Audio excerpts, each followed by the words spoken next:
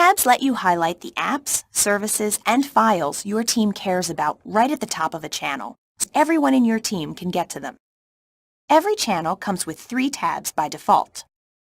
Conversations is where your team posts messages and replies, holds meetings, and shares files. Files helps your team store, find, and co-edit all the documents that have been uploaded to that channel. Use the Wiki tab to draft documents, track meeting notes, and collaborate in real time.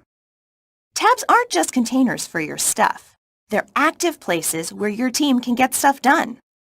Here, we have a PowerPoint presentation that people can view or edit together as a team, a project board for tracking tasks and managing work items, and a whiteboard to draw, plan, and collaborate on.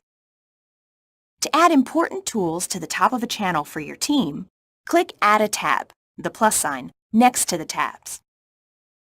We'll add a Power BI report that shows the metrics this team cares about. Give the tab a name, select a workspace,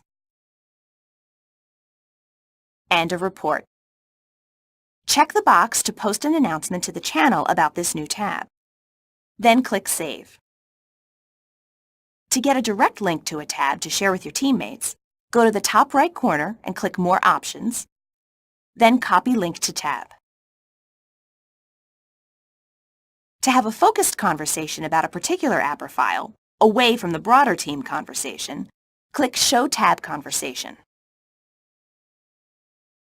People can follow the discussion here or back in the channel. Everyone on the team can read along and join in.